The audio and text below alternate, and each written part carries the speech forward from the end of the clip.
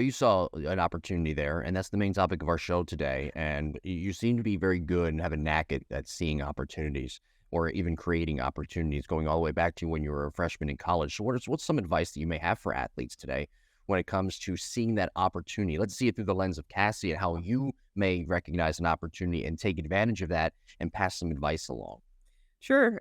So I think, that when I was thinking about this today, I think being courageous was such a huge staple. Granted, your courage comes from a lot of ways. I had a ton of parental support.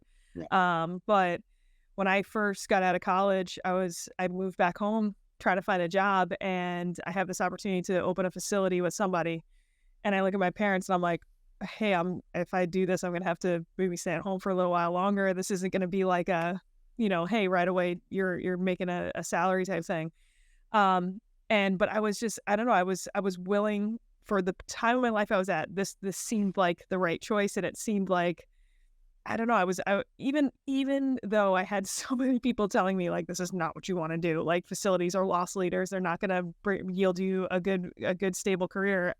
I don't know. It just it was something about Murphy used to always say, you surround yourself with good people, good things happen. And my business partner I was with was a good person. And I knew even if this venture didn't work, I was at least going to learn from a really good person. And then so I think being courageous to that because you're gonna go on a travel team and people are gonna tell you you're insane for traveling this much.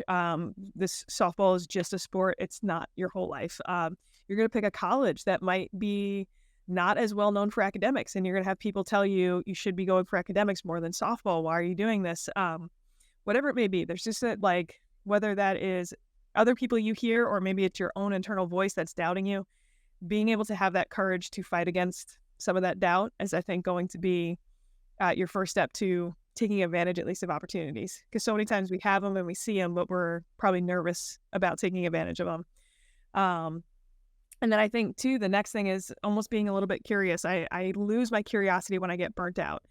So I notice when I'm burnt out, it's almost like just going through your day to day becomes overwhelming. But when you can take a step out of that and you get past some burnout or you handle the burnout that you're dealing with, all of a sudden you can start to get curious of, well, how much smarter can I get? How much better can I get? How much more can I improve? And when you're curious about what your ceiling actually looks like, that's when an opportunity shows up and you're like, oh, yeah, okay, I am going to go for that because I'm curious to see how much better this can make me. And I think when we go through life and we have some struggles in life, that opportunity is always there. We're just not going to be able to see it then.